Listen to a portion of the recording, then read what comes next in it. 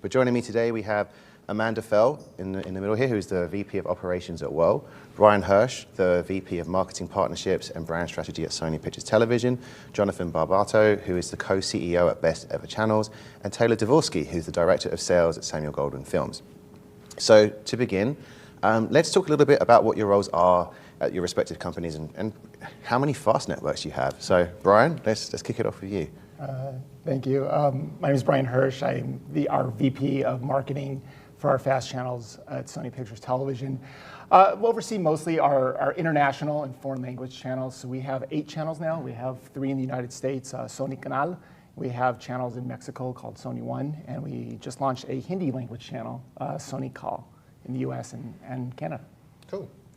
Taylor. Yeah, so Taylor Devorsky, I'm the Director of Sales at Samuel Goldwyn, so I oversee all of our licensing efforts for all of our sales across the company, which includes pay TV, SVOD, and AVOD, including FAST.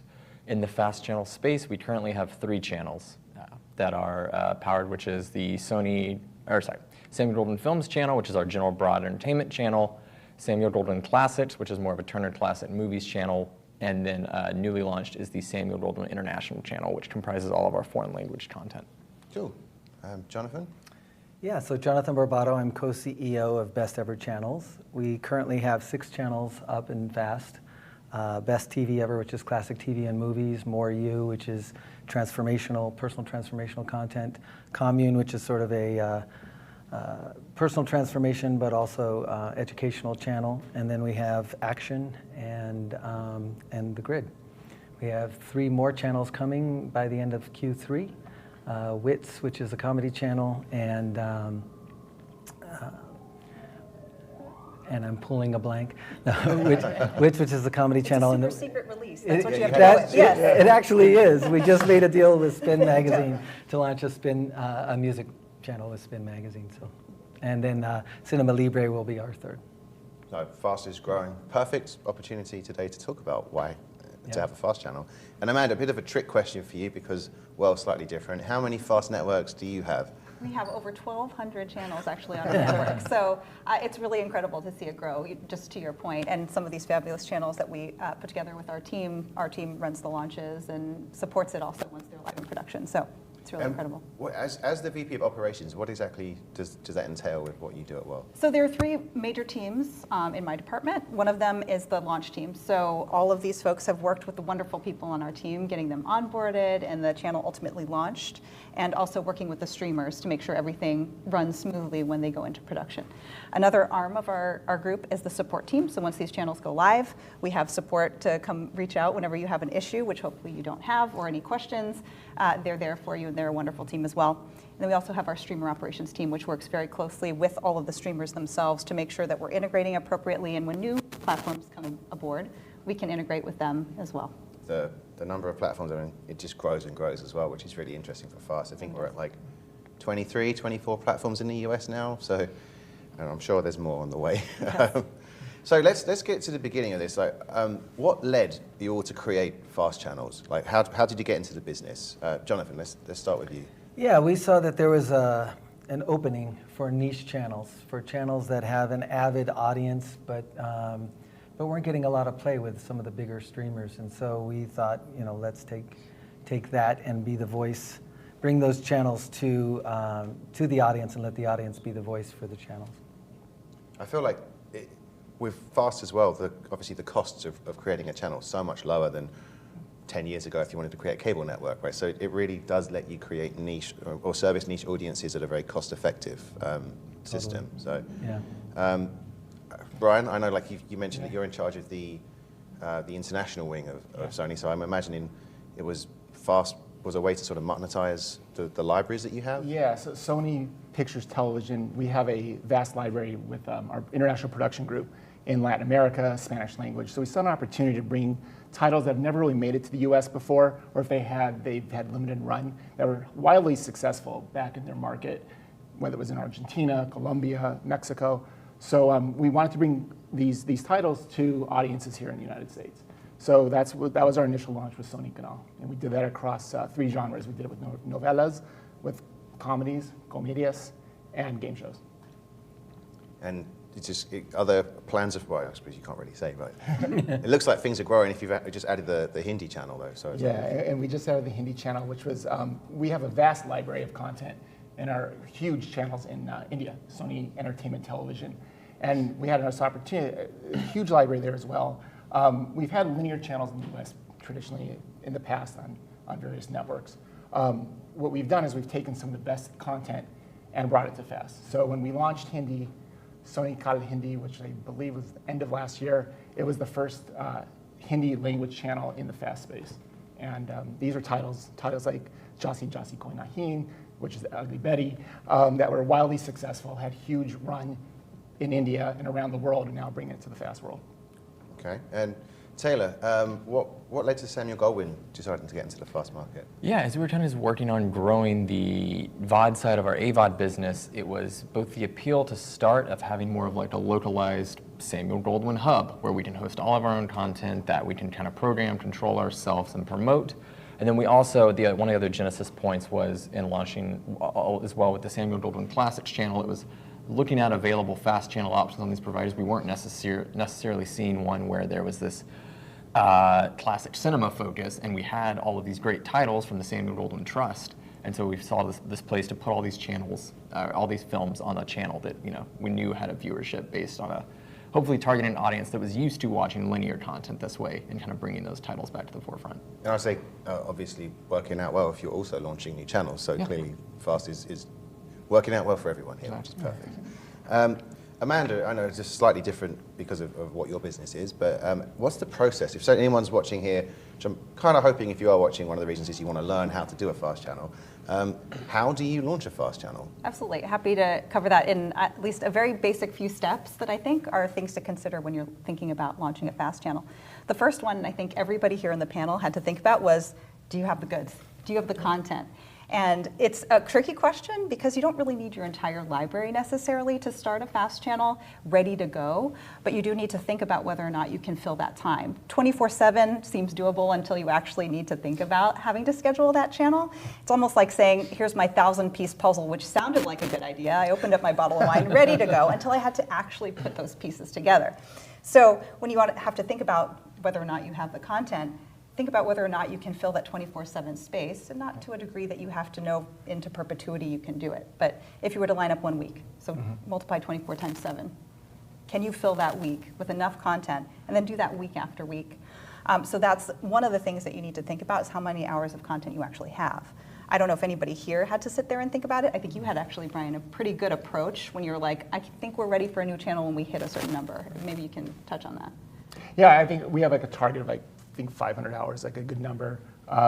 We have to fill a week, and then we bring new audiences in. At the same time, we want to retain audience. So we don't want to be too repetitive with our content, but at the same time make it familiar so that those that come to our channel know what they're expecting. Absolutely. Yeah. So it's great to have those lines where you think, hey, I can do this. The other one is to have a programming strategy. So maybe some others can speak to also how you felt like you approached this, but is this a marathon channel? Is this something that I need a lot of diversity every day to see something, or can I just move the blocks around enough to make people feel like it's fresh? Yeah, I mean, starting with our starting channel was the Samuel Goldwyn Films channel, so we were going more broad entertainment and utilizing a space where we knew we could leverage a library of content versus having to get a little more segmented. And then with the classic channel, that's where we started seeing more, content segmentation. And as we're kind of looking at expanding channels, that's where we kind of have to look. It's like, okay, how many hours of content within this specific niche do I have? Is that enough for a feasible channel pitch? And kind of evaluating it from there. Well, one of the beauties for us is that you can actually track what people are watching and how much they're watching. And so we've gone from one program strategy to another. So we've done marathons all day, one series. We've done multiple series. We've done movies and series together. 2 episodes, 3 episodes. We've tried everything. And it's different with every channel. So let the audience decide. I think that's a great point, because you can also change that strategy as you go. Totally. So you come to the table with something, at least have an idea, and then move forward. Yeah. The second step that I would hope everyone would at least entertain is that metadata is meaningful. So just to come to the table with your set of content is one thing, but to also realize that people have to read and understand what they're about to watch. So back in the day when we had our newspaper and you open up what's on the guide at 8 p.m., we now have an electronic program guide that you look at. You want to make sure that your metadata is robust enough to fill that and also to make it interesting enough to your viewers. So you want to make sure that you have that metadata available and also make it TV friendly. You know, maybe some of the content was before in an AVOD library or something like that that maybe isn't as good for any PG grade. You don't want to see the ellipses at the end. You want to read fully what you're about to watch and be able to maintain that throughout your library. It also helps with searchability sometimes on these platforms, so people can discover your content. The other one is also thinking about your ad breaks, as odd as that is to think about in terms of your metadata. It really is. You don't want to have the height of your movie, which is like the main climax, and then you cut to an ad break, or right in the middle of a very intense scene. You want to think about where these ad breaks fall so that you really are making sure that your content is fluid. It feels like TV. It's really well thought out. Can I ask you a question about the metadata? So it sounds like every time you add new content, there has to obviously be more metadata. Does that fall on the networks or the channels themselves to sort of constantly sort of submit that as part of the new content? It does, and you know, if anyone wants to speak to how difficult or easy that may be, it is something that the content owners need to do. I mean, at Wurl, we wouldn't want to take a guess at what would maybe make the most sense in terms of your editorial. Well, what I find amazing is, you know, how quickly metadata has changed. When we first launched a couple years ago, it was give us the channel name and a 110 character description of what your channel is, and that was what the metadata was going to be. That was going to run 24/7. And since then, it's, you know, we got to get into details of episodes. You want to get into details of shows. You want to have great artwork in your metadata so that it captures the eye when viewers are scrolling through the EPG to say, hey, I'm going to click on that. That's a great looking image. So on our end, at least on the marketing side, we really do pay attention to metadata because we know that's part of the viewer experience, and that's going to get them to click. Absolutely, and it also just makes it so much easier as you go to launch a channel, not just on the Wurl side, but even on the streamer side. They're looking for the same things. You've probably noticed that also the streamers they're getting more and more picky about how this looks, which rightfully so. They want their platforms to look good. So, you know, it's something definitely to think about once you get to the marketplace. The next step that we have is that content is not the only king. You always hear content's king and all of that stuff. Yes, it's true. However, you need to think about some of the other little things that make your channel, like interstitials, you know, bumpers within your channel. Brand yourself. Make sure that those things are there. That you have ad slates so that when you are hitting those ad breaks that are very thoughtful, and you've made sure that they are in the right places, that you have an ad slate that's there in case your ad doesn't fill. We certainly hope they always do, but there's something interesting to look at. There's sound, you know, it looks professional, all that good stuff. To Brian's point, that you've artwork that's interesting and very captivating for your audience to want to click and continue to watch. And also, this is one that doesn't seem like it's very organic, but think about how you're going to actually do the ads. How are you going to monetize this channel? We have some that come to the table ready to get into FAST and they haven't picked an ad server, for example. And that's a big part because you want to be able to monetize. So to have thought about these things prior to coming, it doesn't have to be perfection, but you need to make sure those things are lined up. And the last step that I have is that varied content equals viewers. And this is what you were speaking to, Brian, also as well, making sure that you're moving through these moving through your lineups, I should say, every day in a way that's very, very engaging for your audience and is fresh. So it's actually something you spoke to, Jonathan, about being able to be data-driven with the way that you look at your content, too. So the nice thing about, of course, when you get on board with a tech partner like Wurl is that you're able to see the data and you're able to make those strategy changes with your content. We had one, or I actually watched one of the other webinars that we've done, and there was somebody from A&E who was saying, you know, we ran a show every day at 8, and we realized our viewership went to the moon every time we ran this one show. So we made it its own spin-off channel, and it's doing crazy well. Right. So there are these things that you can do to realize how much you can keep your channels going, or maybe you have an idea for another one. And then, of course, there's refresh, making sure you have enough content that's new coming in and is something that your audience can look forward to. A great plug for the webinar next month, which is all about data. So come back. Thank you. That's a great overview. I also say to everyone watching now, if you have any questions based on anything you hear or do hear, please send them in now. We'll be getting to Q&A in about half an hour, so we'll be able to ask everyone any particular questions that you might have based on the content today.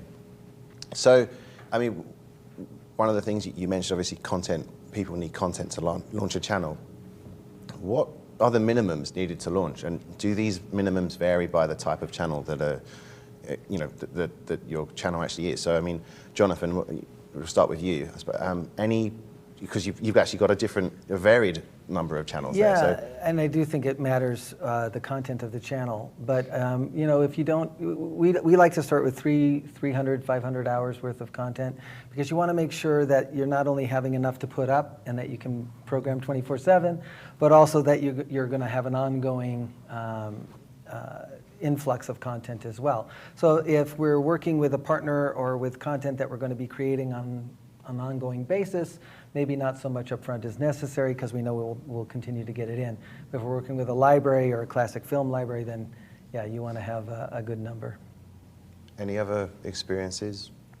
I mean, for us, it's, probably at least on our side, launching with at least even 200 to 300 hours, and even maybe certain titles, like say for the classics at launch, we had a more finite, fixed number of titles we were kind of working with, so it was getting creative about, okay, let's build at least a few different playlists that we can kind of cycle in and around, and also just like we get a little more creative about how often we rearrange playlists. So even if maybe the content isn't always exactly brand new, we're putting it in creative new spaces where a new viewer coming back, maybe this is something they never saw at this point that they were viewing the channel. I suppose as well with the constant evolution of data, and like to what you were saying, it really helps because you could start seeing instantly really, this is working, perhaps we can put more of this on and amend your content. And I mean, it leads into the next question of technical terms here. Refresh rates, which if you're watching this, you don't know much about fast, this is very key. What is a refresh rate? Yeah, so a refresh rate is how frequently you plan to refresh your content. It could be a percentage of your content, it might be a number of titles, however you want to really look at it. Everybody personally here probably has their idea of what an ideal refresh rate is, because it does kind of, to your previous question, Gavin, your content type kind of may determine that. Movies you can run probably for a decent amount of time, some classic ones. If you've got really small clips, Brian, you mentioned this is much harder to do, to be able to manage that and refresh. So the content type might be a little different, or if you're running a marathon channel, if it's like, never ending season after season of the same thing, then maybe your refresh rate might vary a little more.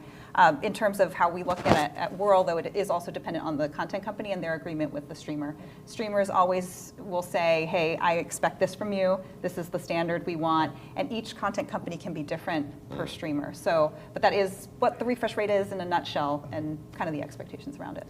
And I would imagine, is there a format, or should everyone refresh a certain amount of content every week, every month? Like, are there any best practices within FAST for refreshing content? What's been successful for you guys? Yeah, I mean, we like to refresh definitely every month and often every week. It also depends on the data. So when you're watching the data and you can see that maybe there's a drop-off in the viewership with a series that was doing really well, that's a good indication it's time to refresh. And also the opposite happens. Often I will think that I've overplayed something, but the audience in FAST is often, channel surfing, stumble upon, and so they haven't seen it yet, and so I'll pay attention to the numbers, yeah. But. Cool. Is there any particular way to program a channel to attract or keep viewers? I mean, I'm imagining we could just go back and say in data, obviously, because but when you guys were launching your channels, did anything kind of stand out as like, this is working, this isn't, like, and you sort of amended on the fly? Brian, you have any? Yeah, I think one thing we want to put up titles that audiences are going to like. So what we did is we did a lot of research to see, are these titles that we had availables for, that our programming team was able to acquire and put on the channels, are these titles that have worked well in the past? Are they familiar? Are they marketable? So we've had titles, a good example, like on our novellas channel in the US, shows like Zorro that were very successful when they first launched. More recently, shows like Rosario Tijeras that we knew had built-in audiences. So what we try to do is make sure that, one, people can come watch it. And then when they come watch it, we want to give them a viewing experience that's going to be, make sense, that they can either follow a storyline if they come back day after day or catch up. So one of the programming techniques that our programming team does is we do weekend marathons.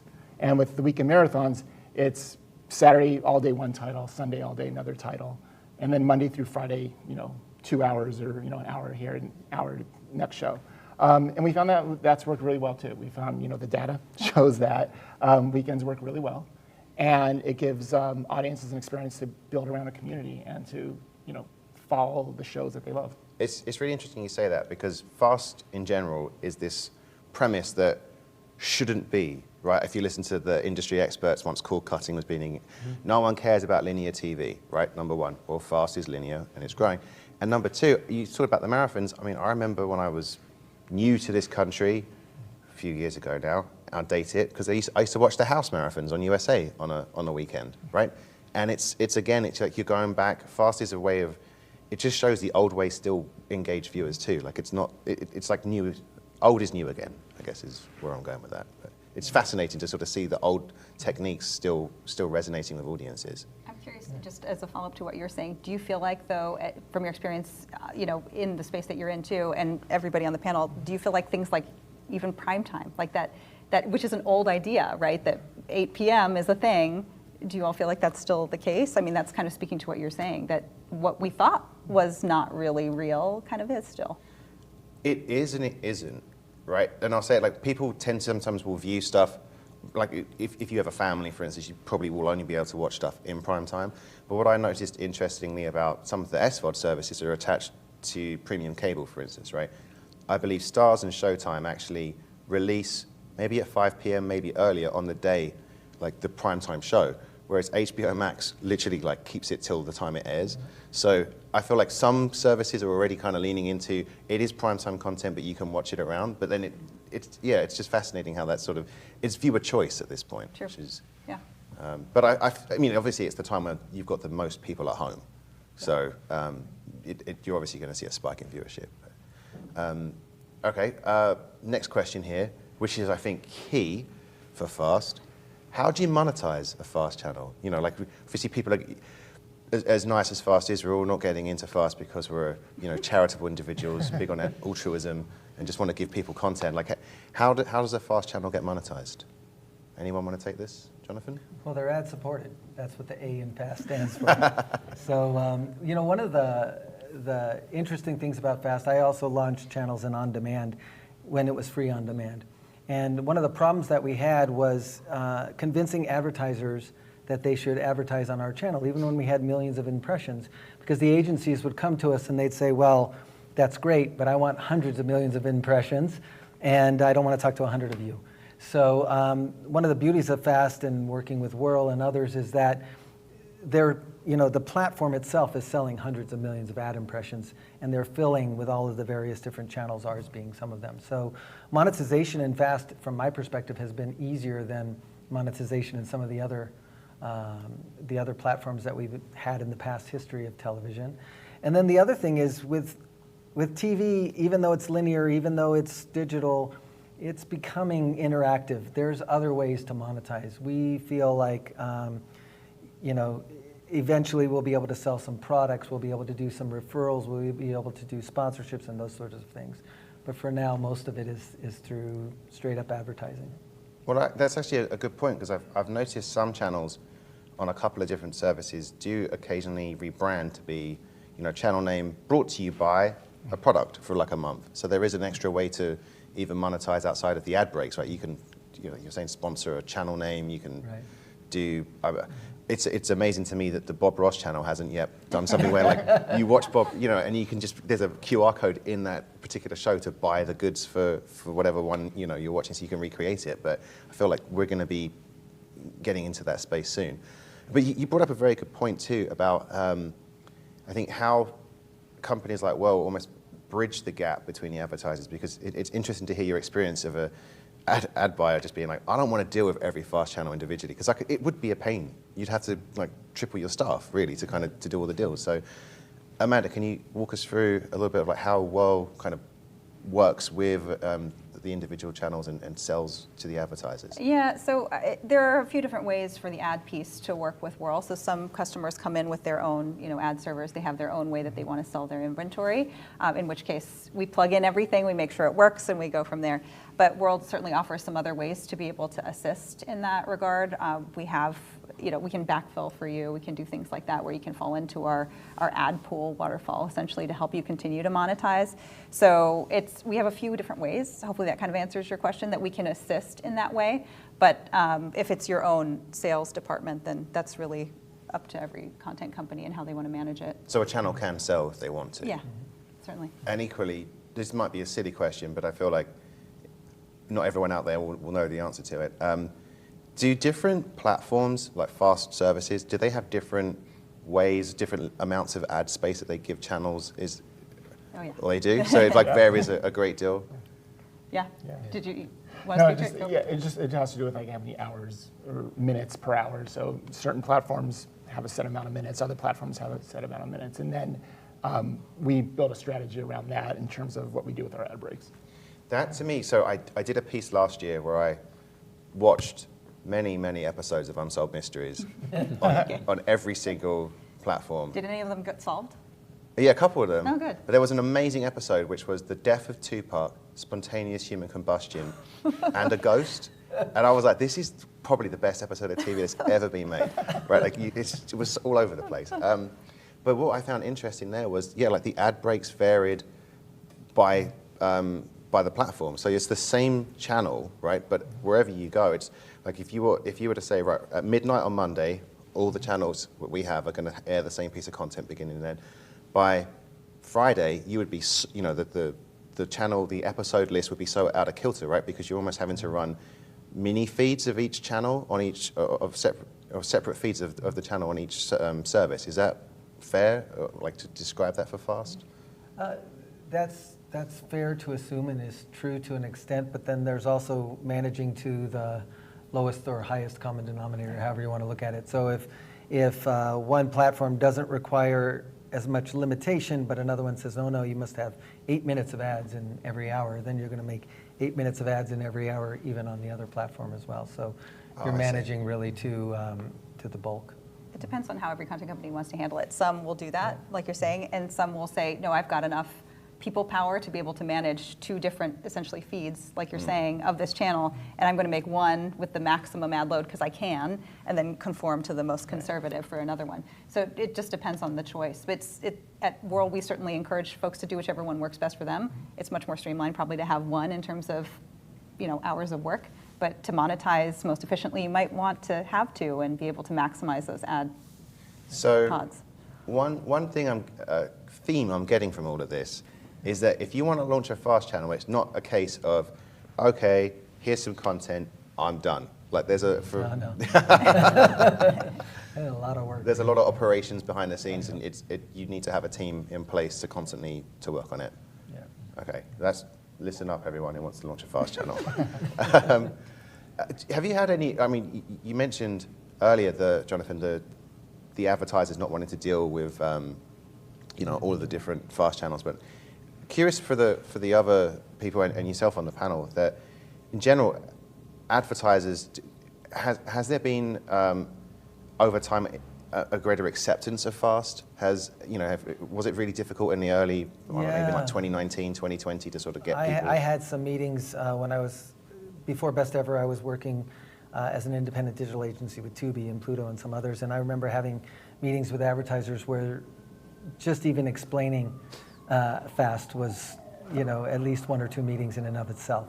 And then to have their propensity to actually want to spend money there or anything outside of experimental dollars, it was very difficult. And that was 3, 4 years, 5 years ago maybe. So now it's all swinging in the FAST direction, and that's a beautiful thing when it finally happens. Well, there is that. I mean, I don't think I've been stoking the flames myself on VIP with my articles, but I've been trying not to be, rumor mongering.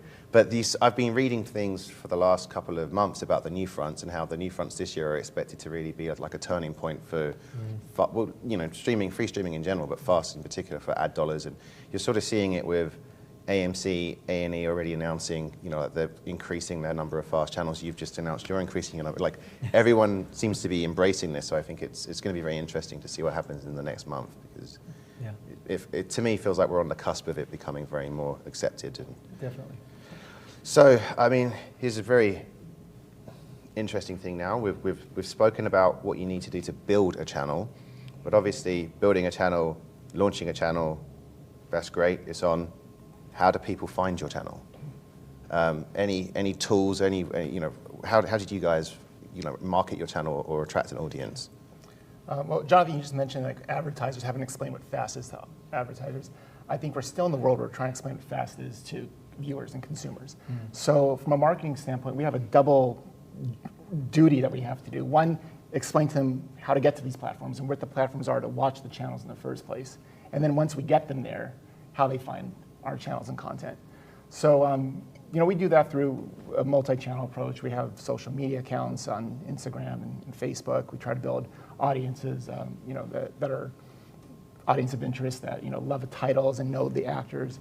But we do is we actually have this little technique we use, these wikis that we do how-tos, where we will explain, hey, if you're watching on Roku channel, you're watching on Samsung TV Plus, you're on Pluto, here's how you get to it in the first place, whether you're on a mobile device or you're on your smart TV or OEM or wherever you might be connecting from.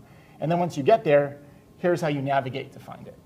Because I think one thing with a lot of the platforms is once you get to these platforms, you're also in a world of there's some on-demand content, there's AVOD content, there's purchase opportunities. So fast is a sub part of everything. So it's a double-edged sword of like having to bring audiences in.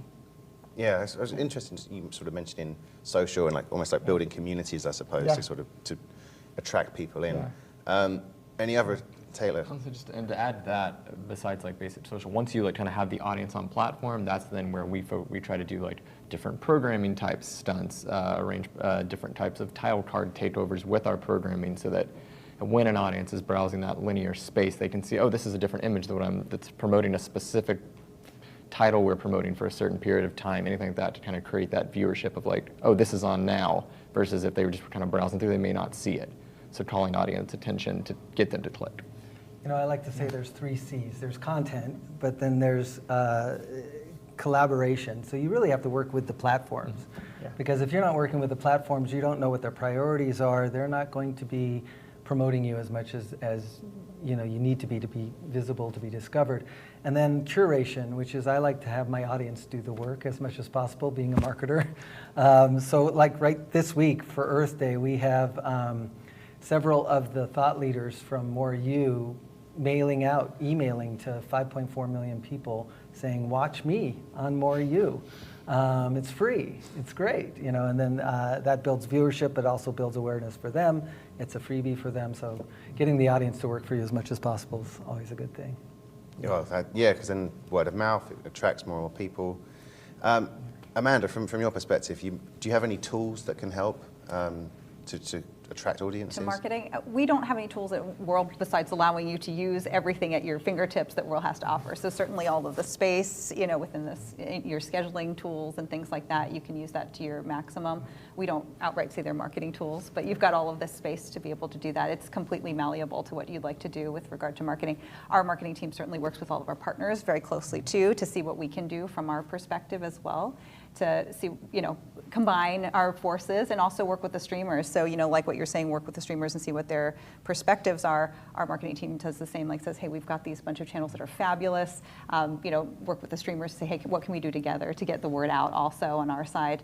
But in terms of the actual kind of creative aspects to it, we allow people to do what they'd like to do. We're always there to assist.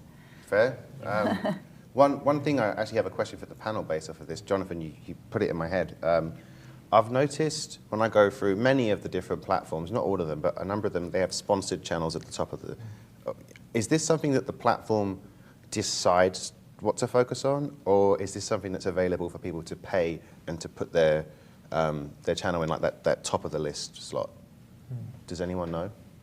Yeah, I don't know for sure, but I do think that often it's not necessarily always a paid position. I know with one of the platforms we work with, there is a particular channel that is sponsored, and that there's a collaborative effort there. So there's a joint business plan in place, and that channel gets priority because it's their channel partially. So I think some of the sponsorships get a little tricky though too, because the sponsorship probably have to be approved by the streamer as well. I know sometimes there's a bit of two different pieces of interest that are there. So that gets a little tricky. It reminded me, in terms of Wurl tools too, we have overlays and things that we can use to do some sponsory type things, but again, you'd probably have to work with your streamer to make sure that was okay to do. Well, that actually brings up another thought in my head of something that, especially when I'm keeping track of the fast channels, and it sometimes annoys me when they rejig the channel numbers, and I'm like, oh no, this is just making, because I have the database. But how does that happen? Like, is when you're negotiating with a platform, and they say, okay, so from 500 to 550, it's reality shows or reality channels. Is there a way that they assign you the number? Can you negotiate with them to get a better placement? Because it's a channel grid just like cable used to be, right? And cable, people used to pay, I used to have Spectrum, which was legacy Time Warner. So you saw TNT was channel number 2, and TBS, and then now I have Altice back in New York, and they're channel 39. So, and that was marketing. So is there anything in FAST that's similar with where you end up in the channel grid, or is that just random luck? You don't always actually get a channel number. Yeah. Oh, Sometimes they just change the channels from on the, where they're listed. So if there is, I'm open to it. It's all part of the relationship you have with the partners, and we see expansion, maybe in your category. So for example, we're in a Latino or a Spanish language category in the U.S. There might be 5 other channels on one platform, maybe there's 14 on another. So it's just those conversations about can we test some stuff out? Can we be present for this? And going back to the previous question about the featured channels and marketable, we always work with the partners. They come to us saying, we want to do a Christmas stunt, we want to do a 4th of July stunt, we want to do a Hispanic Heritage Month stunt. So what we try to do is either lead programming that direction or create marketing opportunities where we can create a banner, where it gives them the opportunity to be part of something, and then viewers will then help find us. So maybe that would be a week would be in a featured section, or maybe we'll create special artwork for a 4-day period for a marathon. So it's really working with those partners, each one by one, because they all have different goals and they all have different opportunities, whether it's a paid position or it's a position that they are creating because they're trying to drive audience. And that's what we kind of work on, to bring those audiences in and to be as present as we can on these platforms. Because once they get there, there's the whole bit of getting folks there. But once they're there, we're trying to market to people that have decided we're going to go into this EPG and we're going into FAST, and we want to watch something. We want to lean back and watch whatever's being streamed. We want to do whatever we can to get them for that discoverability, to help find us. I think a great point, though, to what you were saying, Gavin, when you look at the reshuffle and you're like, oh my gosh, now where's my favorite channel? I don't know where it goes. I think more so than how does that happen, but the effect of it is very important to talk about, because we've certainly seen when streamers do the reshuffle and viewership, you can see it go all over the place, because a channel that was performing really well because it was in the top spot suddenly has their viewership cut in by 40% or even half or something like that. And you're like, well, what happened? And then you realize, oh, well, they changed the grid. That's what happened. Yeah. So it really does impact it, or something that shoots to the moon. Yeah. The smallest little things could affect it. Yeah. Like changing artwork for a tile for 3 days can affect something. It's crazy. Yeah. Plex, for example, just put your favorites on top, and that affected it in a really positive way, right? Yeah. So now I don't have to find it anymore. I've watched it, and it's right there. Yeah. I have noticed that there are some providers that do it much more often than others, which is it's interesting to note. But yeah, the Plex news was really interesting. I think we're going to see this over time with a lot more data being used, and AI being brought in, and people services recommending channels that are similar to ones that you like, and that's going to not be good for me, I suppose. I just have to we'll find a way to survive. So you already mentioned earlier about using social media to sort of build awareness for FAST, but I'm actually curious if we could dive into that a little bit more, because do you create a specific account for the FAST channel and just hope people find it, or is there a sort of a secret way to growing an audience on social? Is any wisdom that can be shared here? But we have a portfolio. So we have three U.S. Hispanic channels in the United States. So we have one handle, and then what we do is we put content in for all 3. And we're constantly refreshing that around marathons, around whatever when we have new content come out. and mentioned earlier about building these communities. So we're trying to tap into that actress that has 8 million followers, the audiences that have watched the show and built fan pages. Like Doña Barbara is a big title that like a huge novella 8-10 years ago that has 1 million followers everywhere. So what we try to do is engage those audiences to say, hey, it's back, and you can come watch it over here on these FAST channels. I think what's interesting about social is it's not as easy as premieres tonight on FX or tonight on Netflix. You've got to bring them. You could say Sony Canal, or any other channel, AMC Plus, but how do you then explain to them how to go find it? So there's that bit too that we use social for, because we're finding is folks on social probably are not necessarily the ones that are already using the FAST platforms, but they're interested in the content. So it's like how you connect the dots and tell the story to bring them over. Yeah, and we're leveraging, we have a channel, Trailers from Hell, which is a Joe Dante narrated channel. It's great. It has a really avid following, and he has an avid following. So whenever we can tap into somebody's following, we will. But we're, like you, we're creating categories of social media, not so much a different social platform for every different channel, because it gets unwieldy. And Taylor, I'm just curious with Samuel Goldwyn. I'm imagining it would appeal to like movie buffs in particular. How do you inform them about the channel?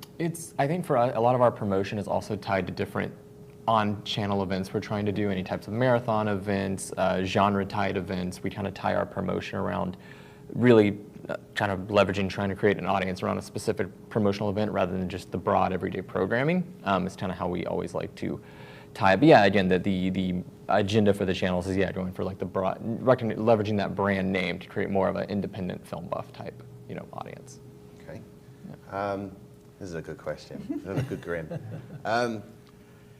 If you were to advise someone on starting a FAST channel, which perhaps someone will listen on the audience because this is like literally what we're talking about. So if someone's out there and they want to create a channel, what would you tell them? What would your advice be for creating one?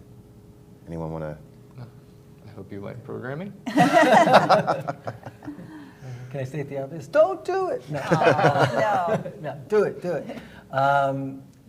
If there's a reason for the FAST channel, if there's an audience for the FAST channel, if you have a library that isn't getting served because no one's buying from that library anymore, but you have an audience and how to get to them, then I think it's worth the effort.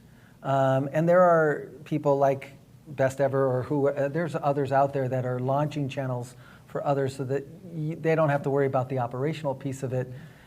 I love when I get a partner who's really focused on the brand aspect of it or the programming aspect of it, because then we can focus on the marketing and the rest of it, the operations. So. Yeah, I'd say make it look good. I think the days of just throwing content up there and slapping a logo and slapping a brand that might not have any meaning, but it works for your curated list of content, those days are getting behind us now and fast. And you want your channel to look great. Commercial breaks, your graphics package, your artwork. And that's going to attract an audience. End of the day, it's television for folks, and it's a new way of getting into consuming content and give them a good experience.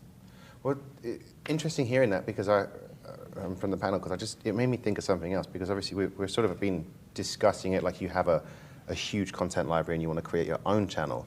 But I know also you've got channels and providers who license content out. You could have a couple of shows, which isn't enough to start a channel, but it's still enough, new content to refresh your channel. How do people find content like that? Are there markets for FAST channels, is there a way that do channels have people scouring sources looking for new acquisitions? Is there anyone can shed any light on that part of? So we have a library of action titles that we've put into our own action channel. However, we've also found that when we've taken that out to the market that different channels want to buy some of that action content, and we have the rights to sell it to them, so we have. And so I think that if anything, digital is all about spreading content far and wide.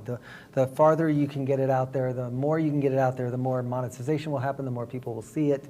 And yes, so I think there is a market for syndicated content in FAST.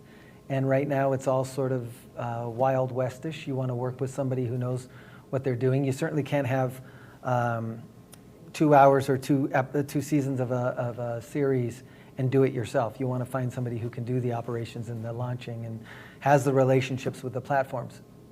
But that content is being desired, so yeah. I think that's a great point. Like, you know, in terms of starting a FAST channel, as much as everyone's saying be prepared, be professional, have all these things, kind of to your point and your question, you don't have to wait for perfection. If you want to get into the space, there are ways to get into the space. Maybe it's something like that with syndication. Also, if you have a decent amount of library but not sure where to start, I mean, there are other things you can do where we have a scheduling team, for example. If you don't have the people to schedule, or like you said, you better love programming. If you don't love programming, there are also ways you can get around that. We've got wonderful professionals who have backgrounds in the broadcast industry who can schedule for you. So there are lots of resources you can call on, not just at Wurl, but even around in the FAST space that can help you get there. So yes, be prepared, have all the things that we talked about, but you don't have to have it like absolutely perfect. You can get into the space. And I think just jumping on that, it is true with especially like what we're doing with Wurl is you can adjust on the fly. So you can, and that's, you get the data. We're talking about data. You get it in, you can make some changes, but it's great that you can adjust what your approach is, you can adjust what your content is, you could change your commercial breaks around, you can make them shorter, longer, put content into those breaks. So there's stuff you can do. And that's the beauty of that. It doesn't have to be all pre-planned out weeks in advance, that you can do stuff and make adjustments and see changes in real time. You know, I'm going to kick to the questions in a sec, but you triggered something there. It was like, earlier on, I think Amanda had said about there being sometimes with the ad breaks, you know, like they're not always filled, there's some dead air. Is there a way for a channel to be prepared for that and have some promos ready to run rather than it being?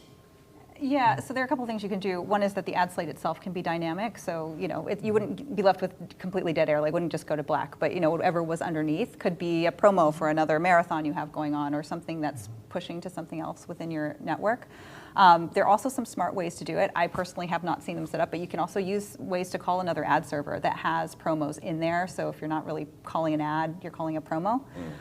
So there are some ways that you can use that. You will never be left with dead air, you know, at any of our channels at all, but there are smart ways you can use an unfilled portion of time to further your business. Because that's I think, as a viewer, it can be very frustrating when you're watching, and knowing that AVOD is very dynamic in the sense, I've noticed when AVOD, you know, like you're watching the little bar at the bottom and it says there's an ad break, but if they haven't got ads to sell, it just skips the ad break. Whereas within FAST on some of the platforms, really I suppose platforms that have given themselves an ambitious time for ads, you might get 45 seconds of ads and then just the logo for a minute. And as a viewer, you know, this is dynamic. Why? Why is that happening? So I feel like if you could stitch in promos, it would actually perhaps increase the viewer experience. Yeah. It's actually one of the unique things that we've been doing since the beginning. And there was a little pushback on it too, because what you normally see are those countdown clocks. That's what you see in the fast space. And just your logo up with some motion behind it and, you know, 45, 35, you know, countdown. But what we tried to do is, you know, treat it like a linear experience, like you're watching cable television, that viewers would expect. But at the same time, realize that this is not the same as cable. This is the fast world. It is a world where ads are being inserted, sometimes by an ad server, by platforms. But what we've done is we do run promos. So what we run is it's a great tool because it allows us to talk to viewers, and we don't have other places to necessarily do that. So it allows us to say, hey, this is the weekend marathon. We run 30-second and 45-second promos of individual show titles to educate them on, like, here's the shows that are on the channel. And we also run brand promos and we cross-promote. So we have this opportunity that if you're watching, say, our Competencias channel, it allows, you can run an ad in there for the Novelas channel, which might trigger someone to change the channel, go down to, and stay within the ecosystem. So those commercial breaks really are valuable in terms of retaining audience, educating audience, and kind of just sharing a little more about what your channels are about. Well, that answered my question. And now we've got like 11 minutes left. We'll do some questions from the audience, because I know there's actually been a few that have come in. We'll start with this one from Suzanne Gisba, who asks, how do you find the advertisers or ads that are aired? One thing that I've noticed, or one thing I've sometimes noticed, is that AVOD plays the same ad multiple times during a show, which can be distracting. Is there a way to change this so that all the ads accompanying a show are different, or is this the advertiser's choice? First off, Hey, Susan. She was a former accountant at Samuel. How you doing? And yeah, with our channels, it's all kind of, I mean, it's all the platforms doing all the ad sales, so we don't control any of that currently, but yeah, it all falls to them. It also depends on sometimes how these things are structured. So like what we do with the ad pod, so let's say you have a 2-minute ad pod, and you make that either like you have a 2-minute ad slate that you use, or maybe it's 30 seconds all meshed together. We take that whole total duration of that ad pod and see how much we can fill, we at Wurl, with that amount of time. If you were, though, to schedule it with very small little bits and segments, and sometimes some technology partners or platforms will do this where they're taking the very small bits, it's very hard to fill 15 seconds or 23 seconds. Like no ad runs for 23 seconds. So if you have a really oddly, even with us, if you scheduled a 2-minute and 3-second ad break, you're going to get a really odd experience. You can't really fit things properly. With regard to the same ad running over and over again, you'd probably need to ask somebody who's like really in there in the weeds with the ads pieces. However, sometimes that's also about like, how well that channel is plugged into all the other different ways that an advertiser can reach you. Like, do you have enough with your genre? How's it marketed in the ADS side and stuff like that? So that it's not calling the same thing, or is there just a warm cache on this one ad that just keeps running for whatever reason? Well, I do think that people are a bit more critical of streaming ads than they are on TV. Like, I was watching TV the other day, and when they cut from the local on top of the national one, it's like a subliminal ad. Yeah. You just have like 2 seconds of something like that, and it just like it cuts through, and then at the end when it stitches back, and you're just like, what's happening here? And that's accepted. But I feel like when it comes to online ads, people are very much demanding perfection when perfection doesn't exist on TV, which is just... And I've seen the same ad play over and over and over again on a broadcast television. Every time there's a break, it's the same pharmaceutical thing that's running over and over again. Yeah, so let's just have some context. Is Wurl providing the actual platform to stream and or broadcast linear signals? Are we sending, sorry, would you mind? Well, so I guess, do you provide the platform for channels to stream or live cast? Because I know there are some like fast live, DigiNets that are like live stream ones. Yeah, if that's a question. So there's a couple of ways to think about the live stream perspective. If we mean like restream, so it's taking a stream that already exists that runs 24/7 and piping it through Wurl versus uploading content and displaying it that way. There's one way to think about it that way. I know you've had experience. I think Sony has with both versions. I think there was a restream at a certain point and then moved to play out. So if there's a stream that exists before and needs to come in through Wurl in order to reach a platform, like one of the streaming services, we certainly do that. And we can take in one, make sure it's compliant with all the good stuff on the other side and make that work. So you don't have to use the Wurl scheduler to be able to create your fast channel. If you've got a stream already running, that's perfectly fine. We'll make sure it's up to spec. If you're talking about cutting to live, if you mean like a live broadcast outside of what you're running, we certainly have that ability as well, in which case like, news, sports, that kind of thing, you need to cut to something live. You can do that. Hopefully that's answering the question, but... Well, if it hasn't, answer back and we'll get to it again. How is the content protected? There's a good question from Neil Fender here. Are you implementing DRM and or anti-piracy solutions in the workflows? We are. I can't speak to them like in full detail as to how they're all intricately woven together. We certainly have experts aboard that do that, but we are certainly working on DRM, and we have things available for that and anti-piracy endeavors that we, not endeavors in like the good way, I mean in terms of trying to fight piracy, of course, and combat that, yeah. Any other, or does that fall down on like your channel partner? Yeah, we're reliant on Wurl for that. Okay. Yeah. Taylor, another question from your friend Susan. Do you obtain specific data on the AVOD audience so that the advertisers can use that to reach specific target audiences? So the VOD space where we exist today is relatively small because not very many streamers have VOD available currently or are not pushing it as much. So we do have data on VOD. It's just not as robust as linear. Everybody wants linear first and then VOD later.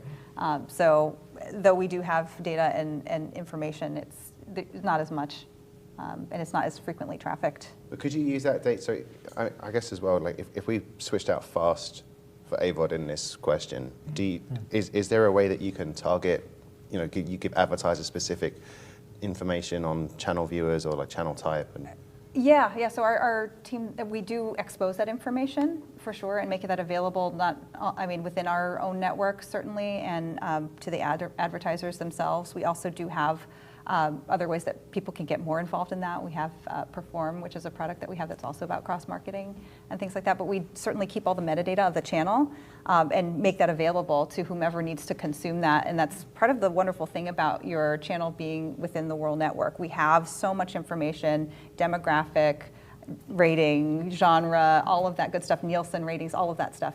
And that can certainly be exposed and is exposed to any ad potential. I think that answers that one. Thank you. What are fast channel growth rates? Now, I'm imagining that's a very broad question because it's going to completely depend on what your channel is and stuff. But are there any general trends you could share, either from your own channels on a overall basis of how you've seen audience growth and retention over the last few years? Just on a pure. Just to answer on a purely usage basis, as it translates to revenue, even just I did a little test looking at one of our platform partners and throughout tracking all of 2021, and within Q3 and Q4, even every quarter from Q1 through Q4, we were seeing a percentage growth upwards of, I think Q2 from Q1 is something as small as 5% or 10%, but then by Q3, Q4, we were looking at 20 to 25% growth. Quarter over quarter, and just the amount of audience and revenue we were generating from the one channel. And we launched in August with our first 3 channels, and then the rest have come since. But I was just looking yesterday, we've doubled and tripled and quadrupled most of the viewership. I mean, if you start at 0, doubling, or 1, doubling isn't much. But just since the first quarter of this year, the viewership has gone way up, and part of that's distribution for us, but part of that is I think the audience is growing, and our audience is growing. Yeah, we've seen similar growth too. I think we've seen last year around 130% growth of total unique users. Our hours of viewing are going up, and this is all happening also while there's more channels coming on the platforms, and which only means there's more people watching. Yeah. So I think that it just keeps growing and growing, and yeah. When could I have something really cool that shows from a reporting perspective of this is the this is the trajectory of fast, because that's to me is the missing link here is you can get normalized data, you can get stuff like that, but I feel like there's the lack of for all their flaws, Nielsen ratings for instance, you've got something that shows how the TV industry is doing. Is there anything in the pipeline for fast, or should there be, that can actually kind of put it forward and show as an industry it's growing? Because you hear these stories, but there's not. You'd have to be a detective right now to kind of piece it together. I mean, I don't know of any tool today, but maybe it is also wait till next month for the data, because those are the folks who will probably know and have sniffed around and see what's going on. Well, and the interesting thing is it's better for the advertisers because they're actually getting a report. Oh, we served 542,006 exact numbers. But for the analysts, not so much, and so yeah. Sorry, I just say it's growing. I piece just together. No, I get stuff from Wurl, for instance, for the ad, the number of ad impressions is normalized, but it would be nice to kind of get a very overall picture for the whole industry. Yeah, but that'll be touched on. We've talked about the U.S. growth, and we're also seeing growth internationally. So I think that's also what's really interesting about FAST is that while we're getting close to a saturation point here, number of platforms, number of channels, I think it's always going to evolve, but what we're going to start seeing more and more is countries that have had traditional success in the cable space, that whether there's audiences and ads that can support that, we're going to start seeing that more in new markets that are going to come on board, and we want to be right there. Yeah. There's a good technical question here. What is the digital format for content on a fast channel platform?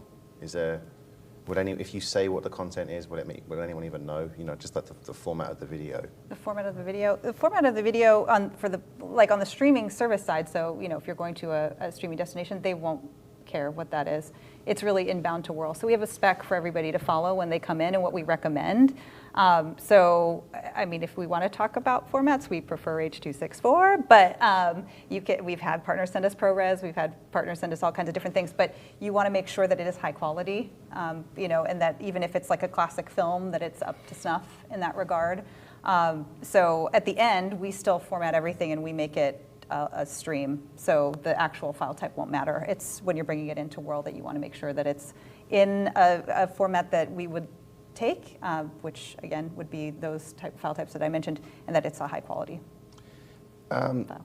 We have, I think, just time for one more question, and it's one that I haven't really heard before, so I hope we can get an answer on this. What are the obligations for you all for royalties and residual payments for content that airs on FAST? So, I mean, Samuel Goldwyn, Taylor. Samuel, you're here.